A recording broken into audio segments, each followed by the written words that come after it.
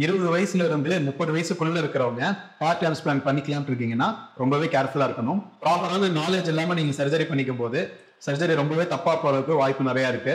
அது மட்டும் இல்லாம பண்ணதுக்கு அப்புறம் எப்ப நீங்க முடிய பார்த்தாலும் அது என்னடா இப்படி இருக்குது அப்படின்னு சொல்லிட்டு லைஃப் லாங் வந்து ஃபீல் பண்ற மாதிரி இருக்கும். ஸோ இந்த மாதிரிலாம் நடக்காம இருக்கணும்னா யங் ஏஜ்ல சர்ஜரி பண்ணிக்கிறவங்க என்னென்ன விஷயம்லாம் தெரிஞ்சிருக்கணும், என்ன நல்லா ஃபாலோ பண்ணணும் அப்படின்னு இந்த வீடியோவில் டீட்டெயிலாக டிஸ்கஸ் பண்ணியிருக்கேன். நான் doctor Muthuprabhakaran, dermatologist and hair transplant surgeon. நான் ஒரு பாஸ்ட் 3 இயர்ஸ் இந்த ஹேர் டிரான்ஸ்பிளான்ட் ஃபீல்டில் இருந்துட்டு இருக்கேன். டே டு டே லைஃப்ல நிறைய ஹேர் லாஸ் பேஷன்ஸ் பார்க்கறதும் ஹேர் டிரான்ஸ்பிளான்ட் சர்ஜரிஸ் பண்ணுறதும் பண்ணிட்டு இருக்கேன். என்னோட இந்த நாலேஜ் அண்ட் எக்ஸ்பீரியன்ஸ்ல வச்சு தான் இந்த விஷயத்தை உங்ககிட்ட ஷேர் பண்ணிக்கிறேன்.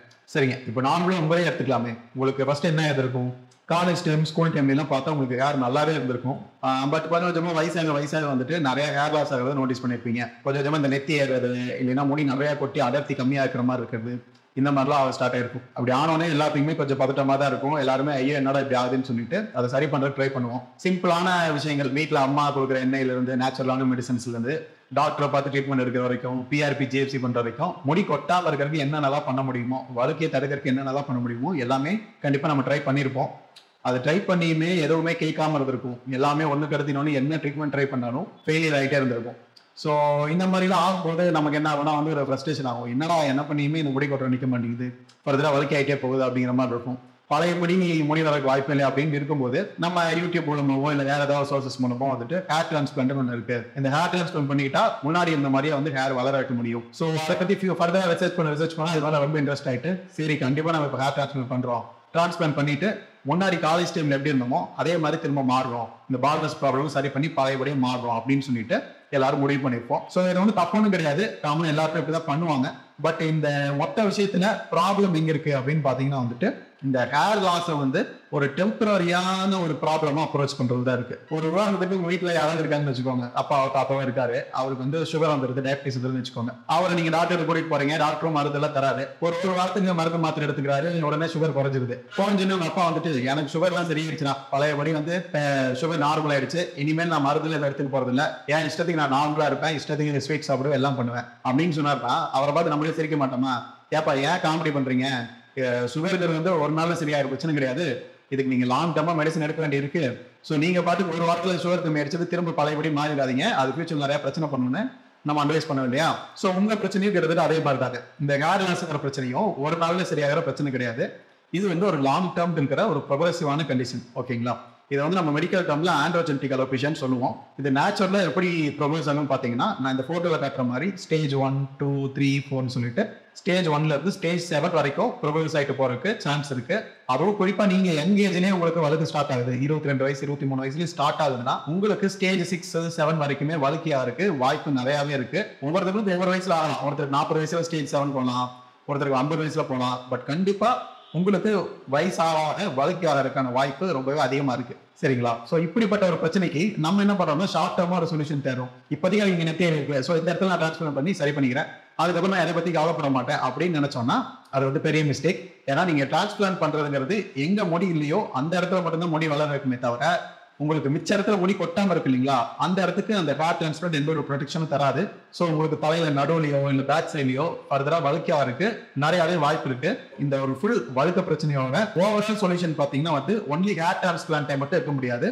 ஹேர் டிரான்ஸ்பிளான்ட் வந்து ஒரு பார்ட் ஆஃப் த அப்ரோச் தான். ஒரு முடி கொட்டின இடத்துல திரும்ப முடி வர வைக்கிறதுக்கு வேணா டிரான்ஸ்பிளான்ட் ஹெல்ப் ஆகுமே தவிர ஃபர்தரா முடி கொட்டாம லாங் டேர்ம்ல அதை மெயின்டைன் பண்றதுக்கு கண்டிப்பா நம்ம வந்து ட்ரீட்மெண்ட் ஃபாலோ பண்ணி தான் ஆகணும்.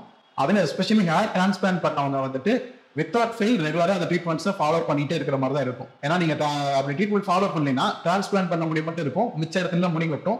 அது பார்க்கறதுக்கே ரொம்ப வினோதமாவும் அப்நார்மலாவும் தெரியும், உங்களோட சோஷியல் லைஃபை ரொம்ப அஃபெக்ட் பண்ணும். ஸோ டிரான்ஸ்பிளான்ட் பண்ணவங்க இன்னும் ஸ்ட்ரிக்டாவே மிச்ச நார்மலா வழக்கி ஆகிறவங்களோட ஸ்ட்ரிக்டா வந்து மெடிசன்ஸ் ஃபாலோ பண்ண வேண்டி இருக்கும். சரிங்க டாக்டர், நீங்க சொல்றதெல்லாம் புரிஞ்சுது, நான் டிரான்ஸ்பிளான்ட் பண்ணிக்கிறேன், பண்ணிட்டு அதுக்கப்புறம் முடி கொட்டாம மெயின்டைன் பண்றதுக்கு என்னென்ன ட்ரீட்மெண்ட் எடுக்கணுமோ அதெல்லாம் நான் ரெகுலரா ஃபாலோ பண்றேன், இப்போ நான் பண்ணிக்கலாமா, எனக்கு யங் ஏஜ் தான், நான் சர்ஜரி பண்ணிக்கலாமா அப்படின்னு கேட்டீங்கன்னா கண்டிப்பா இந்த அண்டர்ஸ்டாண்டிங் இருக்கிறவங்க தாராளமா பண்ணிக்கலாம்.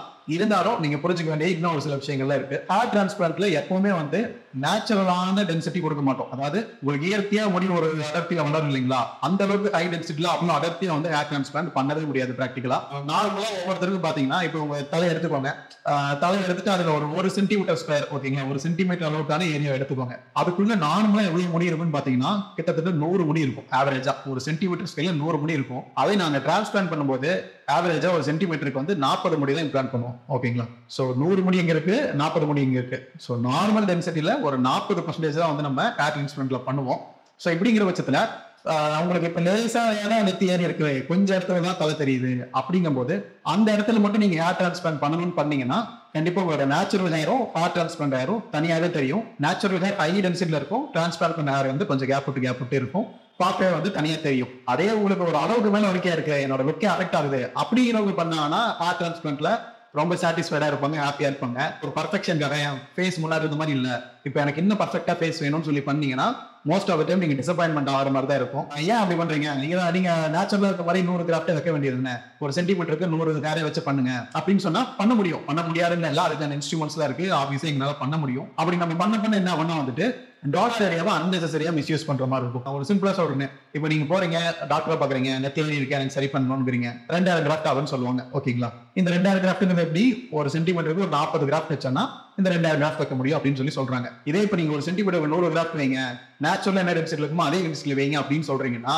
2000 கிராஃப்ட் வச்ச இடத்துல 4000 கிராஃப்ட் வைக்கிற மாதிரி இருக்கும். ஓகேங்களா, சோ இப்போ இன்னைக்கு முன்னாடி மட்டுமே ஒரு 4000 கிராஃப்ட் வச்சு நாங்க சர்ஜரி பண்ணிட்டோம்னா நாளைக்கு நடுவுலையும் பேக் சைட்லயும் வலிக்க ஆகும்போது டோனார் வந்து கிராஃப்ட் எடுக்கலாம்னா எடுக்காது. ஓகேங்களா, நாளைக்கு ஒருத்தர் டோனார் 6000 கிராஃப்ட் தான் இருக்கும். அந்த 6000 கிராஃப்ட் 4000 கிராஃப்ட் வெறும் முன்னாடிக்கு நெத்தி ஏறினதுக்கு மட்டும் நம்ம வேஸ்ட் பண்ணிட்டோம்னா நாளைக்கு ஃபர்தரா உங்களுக்கு வலிக்க ஆகுதுன்னா வைக்கிறதுக்கு டோனார் இடம் இருக்காது. ஸோ அந்த மாதிரி ஹை டென்சிட்டி கொடுத்து யாருமே சர்ஜரி பண்ண மாட்டாங்க. கண்டிப்பா கொஞ்சம் லோ டென்சிட்டி தான் பண்ணுவோம். ஸோ லோ டென்சிட்டியில் பண்ணும்போது நேச்சுரல் ஹேருக்கும் இந்த ஹேருக்கும் டிஃபரன்ஸ் கண்டிப்பா தெரியும். சரிங்க, இது இல்லாம இன்னொரு பிரச்சனை என்னன்னு பாத்தீங்கன்னா வந்துட்டு நிறைய பேருக்கு வந்து எது பால்னஸ் எது வந்து அடல்ட் ஹேர்லைன் மெச்சூர் ஹேர்லைனே வந்து தெரிய மாட்டேங்குது. மெச்சூர் ஹேர்லைன் இருக்கிறவங்க வந்து எனக்கு ஹேர் டிரான்ஸ்பிளான்ட் பண்ணிக்கணும் அப்படின்னு சொல்லிட்டு கேட்குறீங்க. உங்களுக்கு சிம்பிளா சொல்லணும்னு வச்சுக்கோங்க, ஸ்கூல் டைம்ல நம்ம எடுத்துக்கோங்க, நம்ம 4th ஸ்டாண்டர்ட் 5th ஸ்டாண்டர்ட் படிக்கும்போது எடுத்துக்கோங்க. அப்போ ஒரு பையன் எடுத்துக்கோங்க, ஒரு பொண்ணு எடுத்துக்கோங்க, ரெண்டு பேர்த்தோட ஹேர்லைன்மே பாத்தீங்கன்னா பெரிய டிஃபரன்ஸ்லாம் இருக்காது. ரெண்டு பேருக்குமே ஒரே மாதிரி தான் ஹேர்லைன் இருக்கும். ரெண்டு பேருக்குமே நேரா அதே மாதிரி இந்த சைட்ஸ்ல டெம்பிள் எல்லாம் கவர் ஆகி இப்படிதான் ஹேர்லைன் இருக்கும். ஏன்னா ரெண்டு பேர்த்தோட மூலியமே வந்து அப்ப செக்ஷுவல் ஃபங்க்ஷன்ல ஆக்டிவா இருக்காது. ரெண்டு பேருமே ஒரு குழந்தை கிட் அவ்வளவுதானே தவிர இவங்க மேல் ஃபீமேல் சொல்லிட்டு ஸ்பெஷலான எந்த செக்ஷுவல் ஃபங்க்ஷனும் ரெண்டு பேருக்கு இருக்காது. இதே ஒன்ஸ் நம்ம வயசு அதிகமாக ஜென்ஸ் எல்லாருக்கும் டெஸ்டோஸ்டெரான் ஹார்மோன் அதிகமாகும். அதே மாதிரி விமனுக்கு வந்துட்டு எஸ்ட்ரோஜன் ப்ரொஜெஸ்டரான் ஹார்மோன் வந்து அதிகமாகும். இப்படி ஹார்மோன்ஸ் அதிகமாக ஜென்ஸுக்கு இந்த ஹார்மோனோட எஃபெக்ட்னால கண்டிப்பா கொஞ்சம் வந்து நெத்தி ஏற செய்யும்.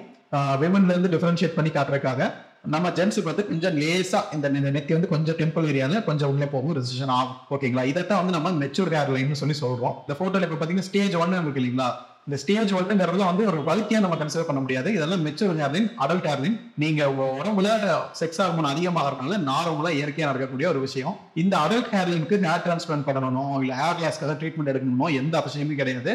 இது எல்லாருக்குமே கண்டிப்பா அவங்க லைஃப்ல நடக்கும். மேபி உங்களுக்கு 20 வயசு நடக்கலாம், உங்க ஃப்ரெண்டுக்கு 25 வயசு நடக்கலாம், ஒவ்வொருத்தருக்கும் முன்ன பின்ன நடக்கும். பட் எல்லாத்துக்குமே இந்த அடல்ட் ஹேர்ங்கிறது வந்து ஜென்ஸுக்கு வரதான் செய்யும். ஸோ யாருக்குலாம் ரொம்ப வலிக்கிறதோ, யாருக்கெல்லாம் இந்த போட்டோல பார்க்குற மாதிரி ஸ்டேஜ் 2 ஸ்டேஜ் 3ன்னு சொல்லிட்டு ரொம்ப வலிக்க போகுதோ அவங்க வந்து பால்னஸ் கேட்டகரிக்குள்ள வரீங்க, ஜெனட்டிக் பால்னஸ்க்குள்ள வரீங்க. ஸோ இவங்க வந்து டிரான்ஸ்பிளான்ட் பண்றது சூட்டபிளான ஆளே தவிர ஜஸ்ட் லேசா நெத்தி என்னவங்களோ அது பண்ணணும்னு அவசியம் கிடையாது. சரி டாக்டர், ஓகே, இப்ப நீங்க இவ்வளவு சொல்றீங்க, நீங்க சொல்ற வச்சு பார்த்தா 20 வயசுல இருந்து 30 வயசுக்குள்ள யாருமே சர்ஜரி பண்ணக்கூடாதா அப்படின்னு கேட்டீங்கன்னா அப்படி கிடையாது. யாருக்கும் சர்ஜரி பண்ணிக்கலாம் அப்படின்னு சொல்லிட்டு நான் உங்களுக்கு இப்ப சொல்றேன். ஸோ யாருக்கெல்லாம் அவங்களோட அந்த பால்னஸ் வந்து ரொம்ப அவங்களோட சோசியல் லைஃப் அஃபெக்ட் பண்ணுது. ஓகேங்களா, அவங்களோட பியர் குரூப், அவங்களோட ஃப்ரெண்ட்ஸோ கலீக்ஸோ அவங்களோட கம்பேர் பண்ணும்போது உங்களுக்கு அந்த வழுக்க கொஞ்சம் அதிகமாவே இருக்கு. உங்களால நார்மலான ஒரு லைஃப் ஸ்டைல் லீட் பண்ண முடியாம ப்ராப்ளம் பண்ணுது.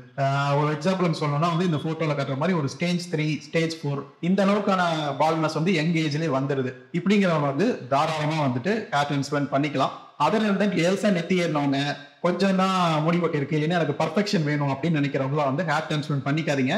பிகாஸ் அல்டிமேட்டா அது உங்களுக்கு டிசப்பாயின்மெண்ட் தான் தருமே தவிர உங்களுக்கு வந்துட்டு அது சாட்டிஸ்பாக்சன் தராது. அண்ட் டெஃபினட்டா சின்ன வயசுலேயே 23, 24 ஹேர் டிரான்ஸ்பிளான்ட் பண்ணும்போது லாங் டேர்மா ஒரு 10 வருஷம் 15 வருஷத்துக்கு வந்து மெடிசன்ஸ் எடுக்கலாம். ஓகேங்களா, கண்டிப்பா எடுக்கணும்னு சொல்ல, ஸோ எடுக்க வேண்டிய சுச்சுவேஷன் இருக்கும்.